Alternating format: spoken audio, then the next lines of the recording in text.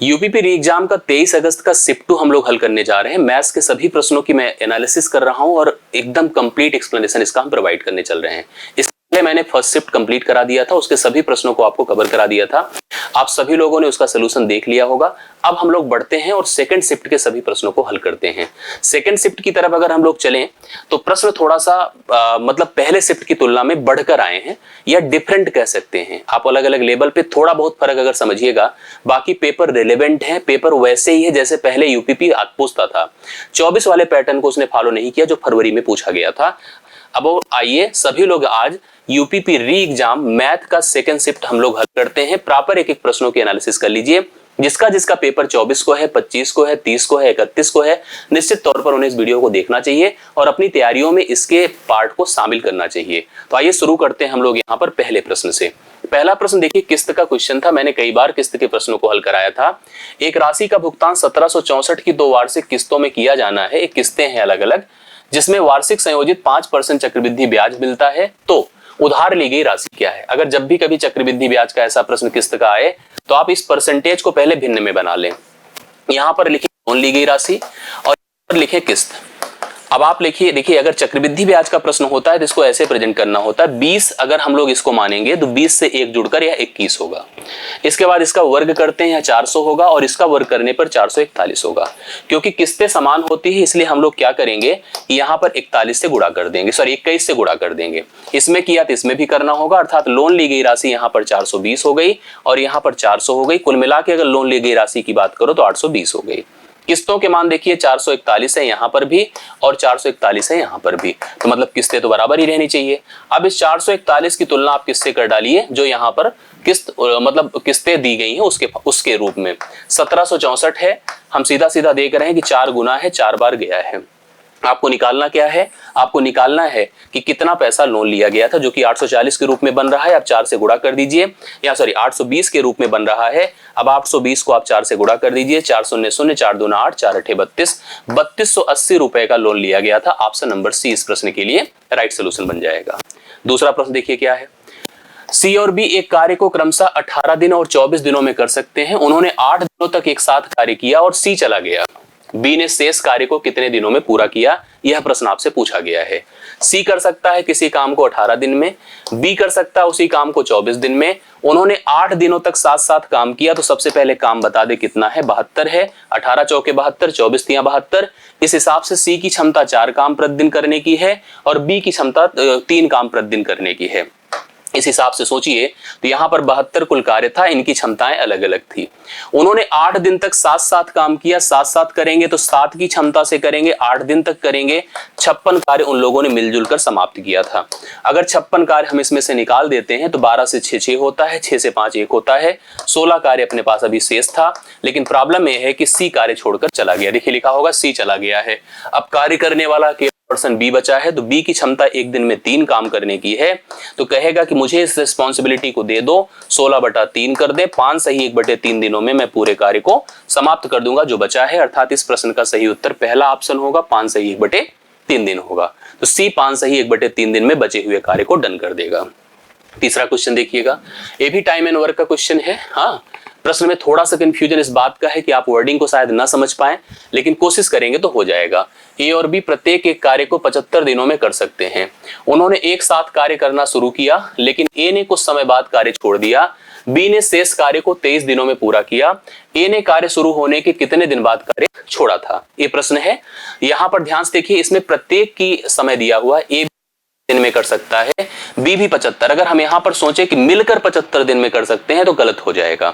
ऐसी कंडीशन में total work अपना 75 है। क्षमताओं की बात करें, इसकी क्षमता 1 है, इसकी क्षमता भी 1 है। तब ऐसी कंडीशन में आप देखिए ध्यान से, उन्होंने एक साथ काम तो शुरू किया, लेकिन ए ने कुछ समय बाद काम छोड़ दिया। शेष काम को बी ने 23 दिनों में समाप्त किया। इसका मतलब अंतिम के 23 दिनों में बी ही अकेला व्यक्ति था जिसने कार्य किया था। तो बी की बात अगर किया जाए तो उसने अंतिम के 23 दिनों में कितना काम किया होगा बताइए। प्रतिदिन अगर एक काम करता था, 23 ही काम तो किया होगा। उसने अकेले किया था, मतलब अकेले नहीं, अकेले किया था। अगर मैं 23 निकालता हूं इसमें से तो 5 से 3 2 होता है, 6 से 2 4 होता, 5 से 3 2 होता है और 7 से 2 5 होता है। तो 52 कार्य इन लोगों ने मिलजुल कर किया था। मिलजुल कर करते तो क्षमता कितनी रहती बोले 2 रहती। 2 से अगर हम भाग कर देते तो 26 दिनों में उन्होंने मिलजुल कर कार्य किया होगा और 26 दिनों में उन्होंने 52 कार्य समाप्त भी किया होगा। इस प्रश्न का राइट सोल्यूशन सी ऑप्शन होगा, 26 दिन होगा। आप सभी लोग देख सकते हैं, इसको कंफर्म कर सकते हैं। तीसरा प्रश्न डन होता है। चौथा देख लीजिएगा, इस वस्तु की कीमत 25% बढ़ाई जाती है, तत्पश्चात 20% घटाई जाती है, फिर 10% बढ़ा दी जाती है, तो वस्तु की कीमत में परिणामी वृद्धि क्या होगी? ये सतत वृद्धि प्रतिशत कमी का कॉन्सेप्ट है। 25% सबको पता है 1/4 होता है, 20% सबको पता है 1/5 होता है, 10% होता है। जैसा हम लोग सतत वाली प्रक्रिया फॉलो करके देखते थे कि 4 में 1 जुड़ा तो 5 हुआ, 5 में 1 घटा तो 4 हुआ और 10 में 1 जुड़ा तो 11 हुआ, 10 में 1 जुड़ा तो 11 हुआ। इसको ऐसे ही देखिए हम लोग एसोसिएट कर देते हैं। पहले तो 5 5 से 4 4 से खत्म हुआ, यहाँ 10 बचा और यहाँ पर 11 बचा। 10 से 11 मतलब 1 की वृद्धि 10 पर है। 1 गुणे 100 बटे आप 10 कर दो, 10 से भाग कर दो, 10% की वृद्धि ओवरऑल नजर आएगी, जो कि ऑप्शन नंबर ए में दिया गया है। इस प्रश्न के लिए राइट सोल्यूशन बनकर सामने आ रहा है। आशा करता हूं समझ में आया होगा। अगला क्वेश्चन देखिएगा, क्रमशः 180 रुपए प्रति किलोग्राम और 280 रुपए प्रति किलोग्राम की दर वाली 2 प्रकार की चाय हैं को किस अनुपात में हमें मिलाना है कि अगर हम उसको 320 रुपए प्रति किलोग्राम की दर पर बेचे, विक्रय मूल्य ध्यान देना 20% का अपने को मुनाफा हो जाए। एक चाय की कीमत 180 है, दूसरे चाय की कीमत 280 है। पिछले में भी आया था एक प्रश्न, लेकिन वो इससे आसान था, ये थोड़ा सा टफ था क्योंकि यहाँ पर ये दोनों के क्रय मूल्य हैं, जबकि 320 उसका विक्रय मूल्य है और विक्रय मूल्य तब है जब 20% का लाभ है। तो 20% को हम लिखते हैं 1/5, अर्थात अगर 5 क्रय मूल्य होगा तो 1 का लाभ होगा, 1 का लाभ होगा, 5 में 1 जोड़ देते हैं तो यह मान 6 है, 6 बराबर 320 कर दें, 1 बराबर आपको निकालने की जरूरत है 5, सीधा सीधा निकालो क्या हो जाएगा। 2 तिया 6 होता है, 2 160 बार हो जाएगा, 16 पंचे 80, ये 800/3 इसका क्रय मूल्य हो जाएगा। भाग देने की जरूरत आपको नहीं है, सीधा सीधा यहाँ पर 800 बटे कितना कर दो 3 कर दो। एलिगेशन फॉलो करिए, देखिए कैसे कर सकते हैं। आप चाहें तो सब में 3 से गुणा करके 3 से भाग कर लो, वैसे भी कंफर्म हो जाएगा, डिफरेंस आ जाएगा। 3 से गुणा करके 3 से भाग कर दें, 18 तिया 54, 540 होगा, इससे घटेगा 260/3 हो जाएगा। इसी प्रकार से इसमें भी 3 से गुणा करेंगे 840 होगा, 800 से घटेगा तो 40/3 हो जाएगा। 3 3 से खत्म हुआ, 0 0 से खत्म हुआ, 2 दूना 4 हुआ, 2 13 बार 26 हुआ, 2:13 अगर आपने लगाया होगा तो बी ऑप्शन इस प्रश्न के लिए करेक्ट आंसर था। 2:13 सही सोल्यूशन बनकर सामने आ रहा है। ये भी प्रश्न बढ़िया था, एलिगेशन का क्वेश्चन था। ए और बी की गति की दर मतलब स्पीड जो थी 2:3 में थी, इसलिए ए को गंतव्य तक पहुंचने में बी से लिए गए समय से 15 मिनट ज्यादा लग जाता है। चाल का अनुपात आपको दिया गया है, प्रश्न कराए गए थे इस प्रकार से 2:3, अर्थात पहले कम थी फिर ज्यादा थी। इसका मतलब जो समय होता है चाल का व्युत्क्रमानुपाती हम सबको पता है। चाल निश्चित तौर पर अगर कम थी तो समय ज्यादा लगता और चाल ज्यादा हुई तो समय कम लगा। इसने कहा ए और बी की गति अगर 2:3 के अनुपात में है तो सही सीधी सी बात है, ए को ज्यादा समय लगेगा। आप देख रहे हैं कि यहाँ पर समय का डिफरेंस बनकर आ रहा है 1 का, और रियलिटी में यह समय 15 मिनट के बराबर है। 1 बराबर 15 कर दो। इसने कहा यदि ए दुगनी गति से चले तो उस दूरी को तय करने में कितना समय लगता। रियलिटी में अगर आप ऐसे समझ रहे होंगे तो आपको कंफर्म हो गया होगा कि भाई देखो ए का मान अगर 15 है, सही अगर ए का समय पूछा जाए नियमतः ओरिजिनल स्पीड से तो उसका समय रहा होगा 45 मिनट। 45 मिनट उसको लगता, लेकिन तब लगता जब उसकी स्पीड इस टर्म में थी। बट अगर स्पीड डबल कर दें तो निश्चित तौर पर समय आधा हो जाएगा उसी रिस्पेक्टिव स्पीड में। तो 2 से अगर हम भाग कर देंगे तो 22.5 मिनट में वह क्या करेगा, उस जर्नी को पूर्ण कर लेगा। ऑप्शन नंबर सी अगर आपने लगाया होगा 22.5 मिनट, इस प्रश्न का सही उत्तर आपने प्राप्त किया होगा। अगला देखिएगा, एक धनराशि साधारण ब्याज पर 5% वार्षिक दर से 3 गुना हो जाती है। उसी समय में समय वही सेम रखा है, वह धनराशि किस दर पर 6 गुना हो जाएगी। तो यहाँ पर ध्यान दीजिएगा, हमने अगर जैसे कभी ऐसे प्रश्न आपको कराए हैं तो हमारा प्रिंसिपल था, एक अमाउंट अपना हुआ था, फिर दूसरे अमाउंट की डिमांड थी। अमाउंट मतलब मिश्र धन जो ब्याज में जुड़कर होता है। 1 रुपए से हमारा पैसा 3 हुआ था, मतलब 2 का ब्याज जुड़ा था और यह ब्याज कितने में आया था, बोले 5% की दर पर आया था एक ही समय में। हम चाहते हैं कि हमारा पैसा 6 गुना हो जाए, अर्थात ब्याज कितना प्राप्त हो जाए, 5 प्राप्त हो जाए। 2 का ब्याज जो आता था वो दरअसल हमारी डिमांड है 5 का ब्याज हो जाए। समय वही रहे तो दर को हमें इंक्रीज करना होगा। हम 2 का ब्याज पाते थे 5% की दर पर, तो हम 5 का ब्याज कितने पर पाएंगे, 5 × 25/2 कर दें, 12.5% की दर पर 12.5% इस प्रश्न का राइट आंसर होगा, जो ऑप्शन नंबर बी में आपको दिया गया है। 7वां प्रश्न आपका डन होता है। 8वें पर आइए, सेवा से सेवानिवृत्ति पर एक व्यक्ति की पेंशन, थोड़ा घुमाऊ वर्डिंग प्रश्न है, बहुत लोग गलत किए होंगे। उसकी सेवा के पिछले 3 वर्षों के दौरान औसत वेतन के आधे के बराबर है। ठीक है, सेवानिवृत्ति जो थी 3 वर्षों में जो उसका वेतन इंक्रीज करके बनता है, उसके औसत वेतन का आधा है। ठीक है, उसका वेतन 1/1/1983 को 380 रुपए प्रति माह था, पहले ऐसे वेतन मिलता था 1980-81 में। 1/10/83 को 1/10/84 को 3 अलग अलग डेट पर 40-40 रुपए बढ़ करके उसको प्राप्त होता है। तो पहले 1/10 अगर 83 पर आइए, 1/10/83 पर तो 40 बढ़ा दीजिए तो कितना मिला होगा, 420, करेक्ट है। इसके बाद फिर 1/10/84 को फिर 40 बढ़ा दीजिए, 460 मिला होगा, करेक्ट है। एक तो 420 मिला, फिर 460 मिला, फिर अगर उसमें 40 बढ़ा दें, 1/10/85 पर आ गए तो 40 बढ़ाने पर कितना हो जाएगा बताएं, 40 जैसे ही बढ़ाएंगे तुरंत यहाँ पर 500 हो गया, तो 3 वेतन आए। अब कह रहा है इन तीनों वेतन के औसत का आधा है जो उसको सेवानिवृत्ति धन मिल रहा है। 3 अगर डेटा क्रमिक हैं कभी भी तो उनका औसत हमेशा बीच का मान होता है, पहला प्लस अंतिम बटे 2 होता है। बीच का मान हुआ 460, बट उसका आधा करना पड़ेगा, आधा करेंगे तो 230 आ जाएगा। तो इसका राइट सोल्यूशन देखिए बी ऑप्शन है जो 230 है, राइट सोल्यूशन आप लोग नोट कर सकते हैं। ये 8वां होता है। 9वें पर आइए, आसान प्रश्न था परसेंटेज का। 70% अगर किसी वैल्यू का 0.35 था, ये था, तो हमसे उसका यहाँ थोड़ा सा अगर देखा होगा किसी ने तो गलत किया होगा, 120% है। अंग्रेजी वाला पढ़िए तो एकदम क्लियर हो जाएगा। 120% का मान कितना हो जाएगा। चलिए इसकी वैल्यू कैलकुलेट कर लेते हैं, तुरंत बता दें। परसेंटेज से 0 से 7 से डिवाइड करेंगे 0.05 आएगा। 7 × 5 = 35, 0.05 0.5 नहीं आएगा, कितना आएगा 0.05। 12 × 5 = 60 होता है, 60 में 2 अंक पर दशमलव लगा दे, 0.6 होगा। बी ऑप्शन इस प्रश्न के लिए राइट सोल्यूशन है, उसका 120% 0.6 हो जाएगा। सही आंसर आपके सामने है। अगला देखिएगा, एक व्यापारी ने 25% का लाभ शामिल करने के लिए एक वस्तु की कीमत को अंकित किया, लेकिन 25% बढ़ा के अंकित किया, लेकिन अंकित मूल्य पर की छूट भी दिया, तो वास्तविक लाभ उसे कितने का हुआ ये बताना है। 25% की उसने वृद्धि करी है जो 1/4 होता है, और 16% की उसने छूट दी है जो कि 4 चौके 16, 4 25 बार 100 होता। सतत प्रक्रिया फॉलो हो रही, सीधा सीधा कैसे करेंगे, 4 में 1 जोड़ेंगे, बोले कितना हो गया, 5 हो गया, और 25 में से अगर हम 4 घटा दे तो 21 हो गया। 100 से इसका मूल्य 105 हो गया। 100 पर जो चीज बढ़कर आती है सीधा वह परसेंटेज वृद्धि मानी जाएगी। 5 बढ़ा है तो 5 ही % बढ़ा होगा। डी ऑप्शन अर्थात 5% का लाभ इस प्रश्न के लिए राइट सोल्यूशन माना जाएगा। 10वां डन होता है। 11वें पर आइए, एक खिलाड़ी, इस तरह का प्रश्न देखिए कराया गया था और थोड़ा सा रेयरर होता है लेकिन कराया हूं, इस प्रश्न को भी ध्यान दीजिएगा। प्रश्न क्या है, एक खिलाड़ी की 30 पारियों के लिए बल्लेबाजी का औसत 40 रन है, उसका सर्वोच्च स्कोर उसके न्यूनतम स्कोर से 100 रन ज्यादा है। यदि इन दोनों पारियों को शामिल नहीं किया जाए तो बाकी 28 पारियों का औसत 38 रन है। खिलाड़ी का न्यूनतम स्कोर क्या है, पारी देखिए लिखिए यहां पर, और यहां पर औसत लिखिए। पहले कहा है कि 30 पारी थी, औसत था 40। 2 पारी जो कि हाईएस्ट और लोएस्ट का डिफरेंस हम लोग को दिया है कि सबसे ज्यादा और सबसे कम में अंतर 100 का है। इन दोनों पारियों को कहा जा रहा है हाईएस्ट और लोएस्ट को अगर हम निकाल दें तो पारियों की संख्या 28 हो गई। औसत भी कह रहा है 2 कम होकर के 38 हो जाएगा। 2 कम होकर कितना हो जाएगा, 38 हो जाएगा। अब हमसे कहा है कि देखिए, ध्यान से देखिएगा, हमसे कहा है क्या कि हमसे कहा है कि आप सबसे पहले एक चीज सोचो, हमसे अगर हाईएस्ट पूछा हो, लोएस्ट पूछा, कुछ भी पूछा हो, हाईएस्ट माइनस लोएस्ट जानकारी, हाईएस्ट प्लस लोएस्ट और पता चल जाए तो अपना काम हो जाए।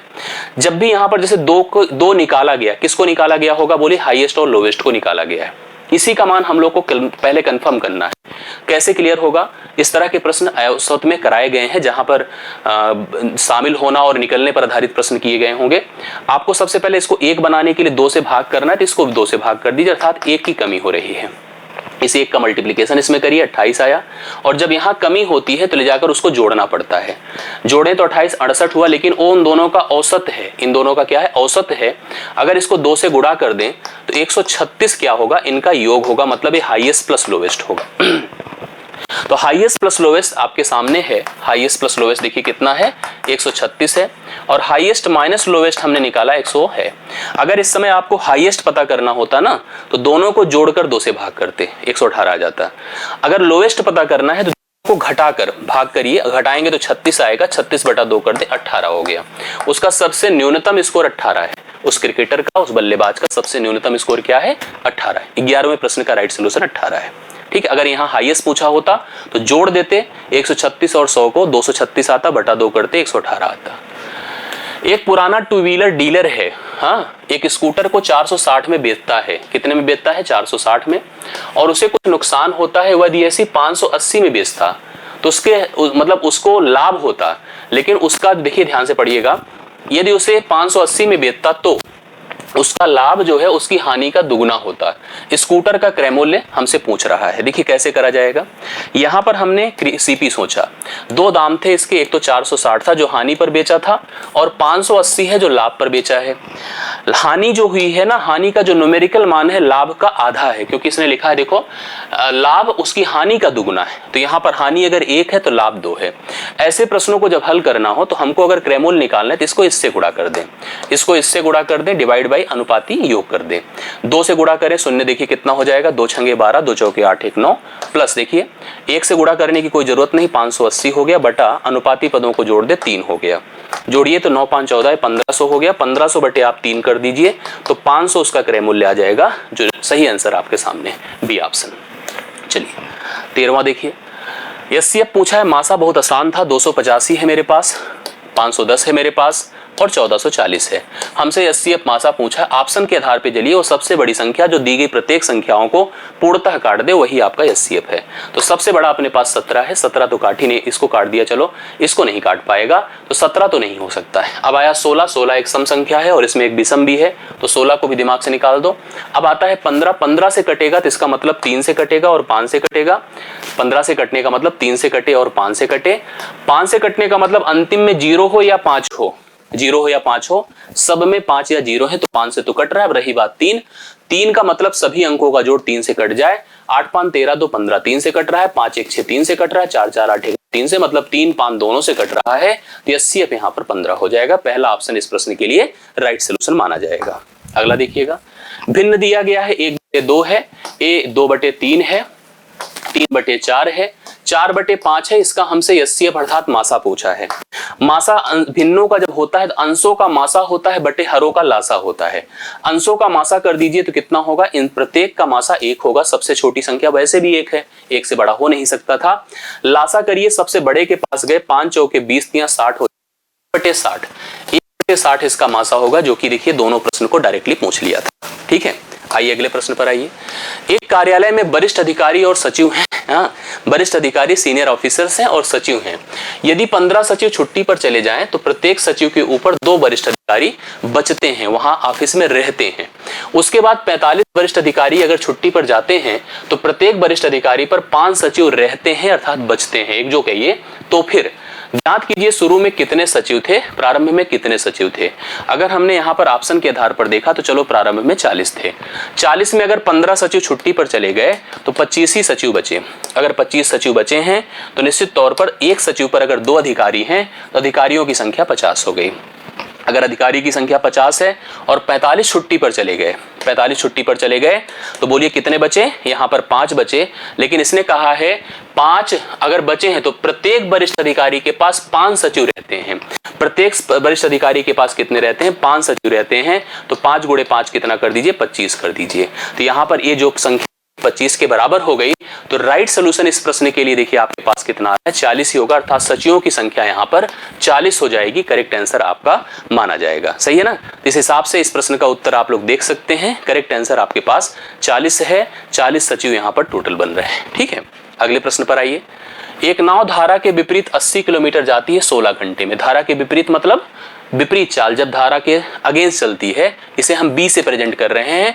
और 16 से अगर 80 को भाग कर दें, क्योंकि दूरी बटा समय ही चाल होता है, 16 5 80, 5 किलोमीटर प्रति घंटा उसकी विपरीत चाल रही होगी। और धारा के साथ 72 किलोमीटर 12 घंटे में जाती है। अनुकूल चाल 72/12 6 किलोमीटर प्रति घंटे रही होगी। स्थिर जल में नाव की चाल पूछा है।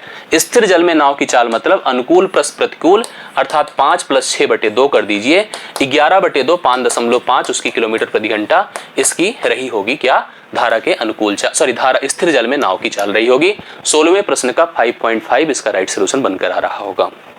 अगला देखिए, एक व्यक्ति शांत जल में 22.5 किलोमीटर प्रति 1 घंटे में तय करता है, मतलब प्रति घंटे में चलता है, और पाता है कि उसके धारा के विपरीत लिया गया समय धारा के साथ लिए गए समय का दुगुना है। धारा की गति पूछ रहा है, कोई बात नहीं। धारा के विपरीत लिया गया समय, पहले तो समय की बात करो, धारा के विपरीत लिया गया समय 2 है, तो धारा के साथ लिया गया समय 1 होगा।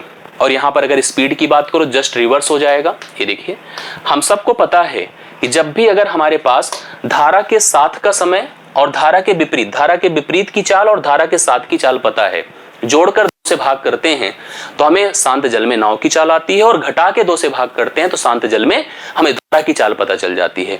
जोड़ दीजिए, 3/2 कर दीजिए, तो हमें किसकी चाल पता चलेगी? हमें शांत जल में नाव की चाल। बट ऐसे ही घटाकर मतलब 1/2 कर दीजिए धारा की चाल।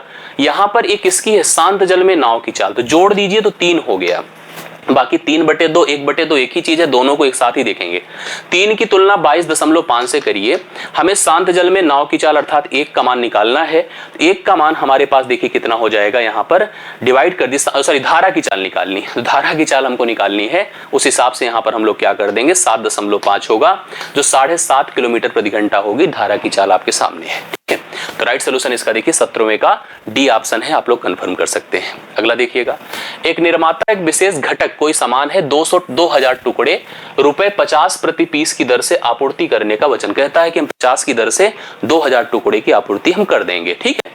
उसके अनुमान के अनुसार वो समझता है कि जब हम 2000 बनाएंगे तो 5% घटक गुणवत्ता परीक्षा में पास होने में असफल हो गए, अनुमान के हिसाब से जैसे उसने किया, फिर भी वह 25% का लाभ उठा लेता है, कमा लेता है।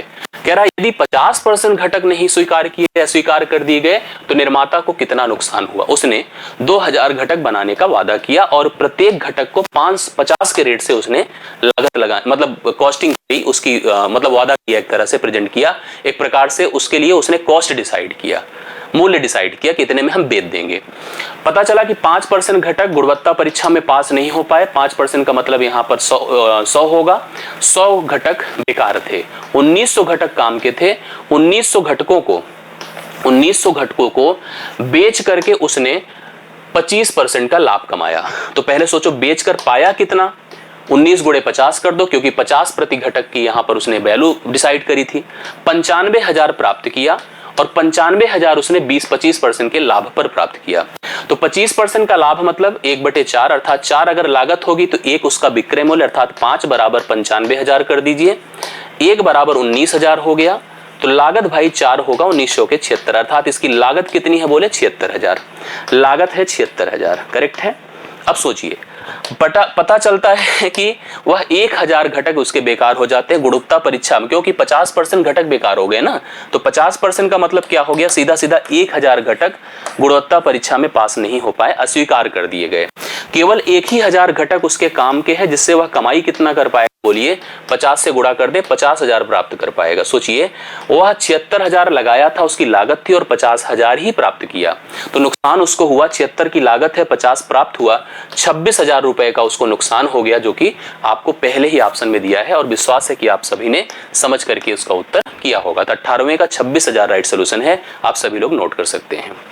अगला देखिएगा, एक कार को जब ₹6400 में बेचा जाता है तो श्री राव जी को 20% की हानि होती है। 6400 में बेचने पर 20% की हानि हुई है। कार का क्रय मूल्य पूछा गया है, बहुत आसान सा प्रश्न हो गया। 20% की हानि मतलब 1/5 लिखो। अगर 5 क्रय मूल्य है तो 1 की हानि है, और 5 में 1 घटा दो, 4 उसका विक्रय मूल्य होगा। 4 का मान तुरंत लिख दीजिए 6400, ठीक है। और 5 का मान अर्थात हमसे पूछा है उसका लागत ही तो पूछा था, क्रय मूल्य, 4 से डिवाइड कर दीजिए 1600 हो गया, 16 पंचे 80, अर्थात 8,000 रुपए उसकी लागत रही होगी, जो कि ऑप्शन नंबर डी में दिया है। डी ऑप्शन नोट कर सकते हो, करेक्ट आंसर हो जाएगा, ठीक है। अगला बढ़ते हैं। देखिए आपके सामने एक डीआई का बढ़िया शानदार सा प्रश्न था, सभी लोग ध्यान से देखिए क्या था। पाई चार्ट पुस्तक के प्रकाशन में दिए गए व्यय का प्रतिशत वितरण दर्शाता है। पाई चार्ट का अध्ययन, ऐसा ही प्रश्न एक पेट में परीक्षा में पूछा गया था, उसी आधार पर दिया हुआ है। हालांकि कर सकते हैं आप लोग, एक फिगर एक प्रश्न दिया हुआ है, उसके आधार पर प्रश्न का उत्तर हमको बताना है। कोई किताब है और उस किताब को बनाने में जो प्रकाशक के अलग अलग व्यय होते हैं, हाँ, लागत पर ही लगते हैं। मुद्रण पर 20%, परिवहन पर 10%, कागज पर, जल्दसाजी पर, रॉयल्टी पर, प्रचार लागत पर, इस तरह से खर्च हैं। अब कहा गया यदि पुस्तक का अंकित मूल्य, जो प्रिंटिंग प्राइस डिसाइड होती है जब आप एमआरपी देखते हैं किताबों पर जो लगी होती है, कह रहा जितनी लागत है उससे 40% ज्यादा है, जितनी लागत उससे 40% ज्यादा है। यदि कोई पुस्तक है जिसका कीमत 280 प्रिंट है, ठीक है, तो पुस्तक की एक प्रति में प्रयुक्त कागज की लागत क्या होगी, कागज के लिए कितना पैसा लगा है, ये बताना है हम लोगों को। पहले बताइए कि उसका रियल जो है, जैसे अगर 280 प्रिंट किए हो तो बताओ सही में लागत क्या थी। जैसे ऐसे देखो 40% बढ़ाकर प्रिंट किया गया होता है, 40 मतलब 2/5 है, अर्थात 5 का अगर लागत होगा, 5 लागत होगा तो 2 वृद्धि करके 7 प्रिंट किया गया होगा, और 7 का मान अगर 280 है तो 5 का मान बोलिए कितना, 7 चौके 28, 40 पंचे 200, 200 रुपए उसकी एग्जैक्ट लागत रहा होगा। अब 200 लागत में अगर कागज की तरफ चलो तो कागज 25% दिखा रहा है, कह रहा है कि 1/4 होता। उसने कहा कि अगर 4 लागत है तो 1 रुपए कागज पर खर्च हुआ है, तो 4 का मान हमको देखिए कंफर्म दे दिया है, कितना बोलिए 200, 1 का मान बोलिए कितना हो जाएगा 50, अगर कागज पर 50 रुपए लगा है इस किताब के लिए, तो बी ऑप्शन इस प्रश्न का राइट सोल्यूशन है, जो आप लोग नोट कर सकते हैं। आशा करता हूं समझ में आया होगा, किया भी होगा आप लोगों ने। अगला देखिएगा, यदि धारा के विपरीत चलने वाली नाव की गति, धारा के विपरीत मतलब बी 18 है, ठीक है, धारा की गति पूछ रहा है हमसे। यदि धारा की दिशा में इसकी गति विपरीत दिशा में 50%, विपरीत दिशा की तुलना में 50% ज्यादा है, मतलब u का मान इसका 50% बढ़ाएंगे तो 18 का 50% 9 होता है, 18 का 50% अगर 9, 18 9 27 हो जाएगा। धारा की गति अगर निकालनी है तो अनुकूल चाल माइनस प्रतिकूल चाल बटा 2 कर दीजिए, तो धारा की चाल आपकी क्या हो जाएगी बताइए, 27 माइनस 18/2, 18 9 27 बटे 2 करिए, 4.5 किलोमीटर प्रति घंटा हो जाएगी। अगर यहीं पर हमसे नाव की चाल पूछा होता तो आप 18 और 27 को जोड़ते बटे 2 करते। आई बात समझ में? तो इस तरह से इस प्रश्न का सलूशन आप कर सकते थे। अगला देखिएगा, 8 मीटर यहाँ पर 2D का एक प्रश्न पूछा था, त्रिभुज का आसान सा। 8 मीटर आधार और 16 मीटर ऊंचाई वाले त्रिभुज का क्षेत्रफल बताओ क्या होगा। 1/2 गुणे आधार गुणे ऊंचाई होता है त्रिभुज का क्षेत्रफल। 1/2 करिए, आधार कितना है 8 है और ऊंचाई कितनी है 16 है, 2 चौके 8 करिए, 16 चौके 64 करिए, 64 मीटर स्क्वायर इस प्रश्न के लिए राइट सोल्यूशन हो जाएगा। बी ऑप्शन नोट कर लीजिए, ठीक है। एक समूह के लोगों के समूह में 40 को चाय पसंद है। पिछले में देखिए जो प्रश्न आए थे 2 वेन डायग्राम के, यहाँ पर भी है। 40 को चाय पसंद है, 30 को कॉफी, 20 को चाय और कॉफी दोनों पसंद है, कितने लोग केवल चाय पसंद करते हैं। जैसे ऊपर देखिए लिखा है 40 को चाय पसंद है, कुछ लोग हो सकता है 40 को लगा भी दिए होंगे, लेकिन केवल चाय पसंद होना और चाय पसंद होना 2 अलग अलग बातें हैं। जैसे मैं केवल चाय पीता हूँ या मैं चाय पी लेता हूँ, तो चाय पी लेता हूँ तो कुछ और भी पी सकता हूँ, कॉफी भी पी सकता हूँ, पानी भी पी सकता हूँ, लेकिन केवल चाय पीता हूँ तो उसका सिस्टम देखो, चाय का गोला बनाया और कॉफी का बनाया, टी है, दिस इज कॉफी। चाय पीने वालों की संख्या 40 है, कॉफी पीने वालों की संख्या 30 है। 20 लोग ऐसे हैं जो चाय कॉफी दोनों पी सकते हैं। तो अब अगर हम इस पूरे गोले की बात करें तो यह संख्या 40 है चाय वालों की, लेकिन इसमें से 20 ऐसे हैं जो इधर जा सकते हैं, अर्थात तो कॉफी भी पी सकते हैं। तो 20 ऐसे होंगे जो केवल चाय पिएंगे, ठीक है। केवल चाय पीने वालों की संख्या बोलो कितनी हो जाएगी, 20 ऑप्शन नंबर सी में दिया गया है, करेक्ट है। आगे बढ़ता हूं। एक आदमी अपनी यात्रा के पहले 200 किलोमीटर 80 किलोमीटर प्रति घंटे की गति से चलता है। खराब मौसम के कारण अपनी यात्रा के अगले 200 किलोमीटर वह 50 किलोमीटर प्रति घंटे की गति से मतलब चलता है। यहां पर दूरी आपने देखा समान थी, दूरी समान थी। अगर दूरी समान है, जैसे घर से स्कूल जाना, स्कूल से घर आना, घर से कार्यालय जाना, कार्यालय से घर आना, तो इस दूरी का कोई अर्थ नहीं रहा हमसे, क्योंकि एवरेज स्पीड पूछा है पूरी यात्रा के दौरान। तो हम लोग ऐसी कंडीशन में जब कभी ये चाल आपको मान लो ए दिया है, यह चाल आपको बी दिया है, एवरेज स्पीड का फार्मूला इस समय फॉलो कर सकते हैं। हालांकि मैंने फार्मूले से कभी नहीं कराया है, मैंने एक दूरी मानकर कराया है, जो एलसीएम लेकर कराया है। एवरेज स्पीड के लिए आप twice A B divide by A plus B लगा सकते हैं, करेक्ट है। तो 2 गुणे यहां पर कितना कर दें, 80 गुणे कितना कर देते हैं 50 बटे 80, 50 जोड़ेंगे तो 130 होगा, शून्य हो गया, 5 दूना 10, 800 हो गया, 800 बटे आप 13 कर दो, 13 छंगे 78 होता है, 2 जीरो 13 के 61 दशमलव कुछ है दिख रहा, हाँ 61.53 किलोमीटर प्रति घंटा है उसकी एवरेज स्पीड हो जाएगी, जो ऑप्शन नंबर सी में दिया गया है। आशा करता हूं ये भी समझ आया होगा, करेक्ट है। 6 आमों की कीमत 90 रुपए है, तो 10 आमों की कीमत बता दो क्या होगी। 6 का मूल्य यदि 90 है, सीधा सीधा तुलना है, 10 का मूल्य कितना हो जाएगा, 6 15 बार होता है, 15 दाम में 150 होता है, 150 हो जाएगा। राइट सोल्यूशन आप लोग डी ऑप्शन दीजिए, करेक्ट आंसर हो जाएगा, ठीक है। कुछ छात्र यात्रा पर गए और खर्च की जाने वाली कुल नियोजित राशि 96 थी, अर्थात कुल डिसाइड किया गया 96 रुपए हम मिलकर जुलकर खर्च करेंगे। 4 छात्र आए ही नहीं, तो आए ही नहीं तो इसका मतलब है 96 जो डिसाइड हुआ वो तो होना ही होना था, तो प्रत्येक के ऊपर प्रत्येक का लोड मतलब कंट्रीब्यूशन बढ़ जाएगा, 4 बढ़ जाएगा। यात्रा में भाग लेने वाले छात्रों की संख्या क्या थी? अब इसको अगर ऑप्शन से करो तो वो भी सही है, ऐसे भी करो तो वो भी आ जाएगा, ऐसी बात नहीं है। अगर हम लोग यहाँ पर छात्रों की संख्या n मान ले और प्रत्येक छात्र के ऊपर खर्च इतना हो जाए, अगर छात्रों की संख्या यहाँ पर n-4 हो जाएगी तो यह वैल्यू आपकी 4 बढ़ जाएगी। मतलब इससे अगर इसको घटा दें तो डिफरेंस कितना आना चाहिए पता है? 4। लेकिन इस तरह से करने की जरूरत नहीं है। आप चाहें तो ऑप्शन पे जा सकते हैं ऐसी कंडीशन में। कैसे? जैसे अगर हम इसी में से कोई एक ऑप्शन ले लें, अगर सपोज करो हमने 10 लिया, 10 से भाग करेंगे यहाँ पर तो 9.6 आएगा, डेसिमल में वैल्यू आएगी जो कि एग्जैक्ट यहाँ पर डेटा है, ये पॉसिबल नहीं है, करेक्ट है। अब 6 से भाग करेंगे तो 12 आएगा और 6 से 4 निकलेगा, 2 से भाग करेंगे तो 48 आएगा। डिफरेंस क्या 4 है? नहीं है। 8 लीजिए, अगर 8 से भाग करिए, 12 8 96 कितना हो जाएगा? सॉरी 6 से भाग करने पर 16 आता और 6 में से 2, तब भी वहां पर कोई फायदा नहीं था, इसको छोड़ दीजिए। 8 से भाग करने पर 12 आया और 8 में से 4 कम कर दीजिए, 4 से भाग करने पर 24 आया, अंतर 12 का है जबकि अंतर 4 का चाहिए। अब लास्ट बच रहा है 12, 12 से भाग करिए, 12 8 96 आया और 12 में से 4 घटा दीजिए 8, 8 से भाग करिए, 8 12 में 96 आया।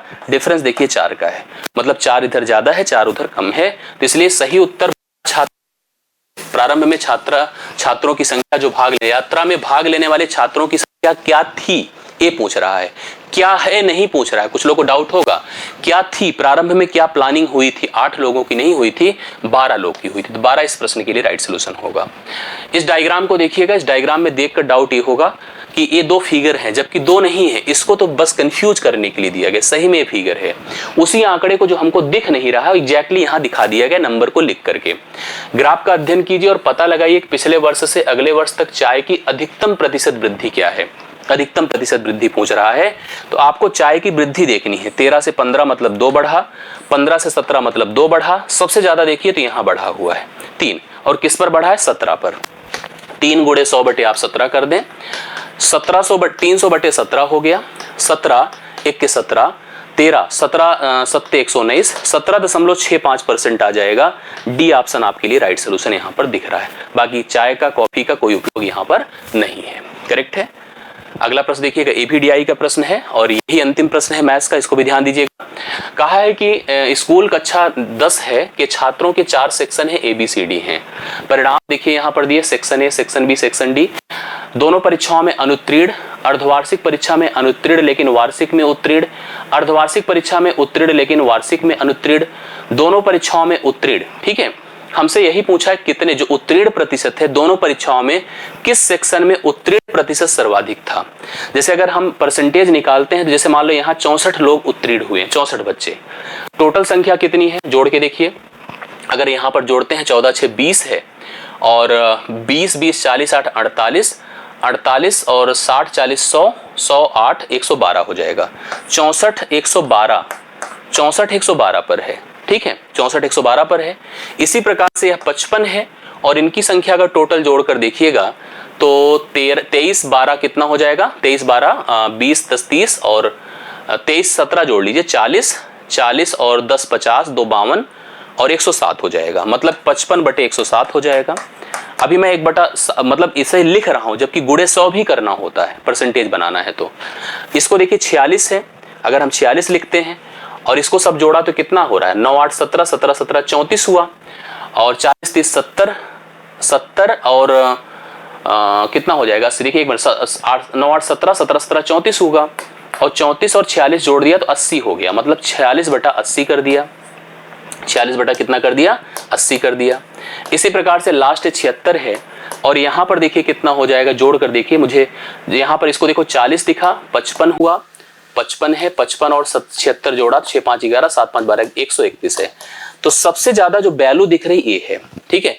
तो परसेंटेज भी जब आप बनाएंगे तो सेक्शन डी का मान पॉइंट सब नियरेस्ट है, ध्यान दीजिएगा, फ्रैक्शन के आधार पे तुलना करनी होती है। सबसे सर्वाधिक मान सेक्शन डी का आया है और इस हिसाब से इस तरह के प्रश्न का उत्तर हम लोग कर सकते हैं। आशा करता हूं पूरा प्रश्न आपको क्लियर हो गया होगा। कोई भी प्रश्न में अगर कहीं डाउट हो तो जरूर कमेंट कर दीजिएगा, मैं उस प्रश्न को फिर से आपको एक्सप्लेन कर दूंगा। लेकिन आगे जिसकी भी परीक्षा उसके लिए सेशंस बड़े ही महत्वपूर्ण है।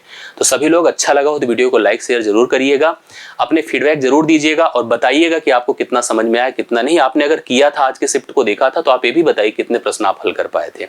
अभी के लिए मेरी तरफ से इतना ही, बहुत बहुत धन्यवाद। Thank you so much.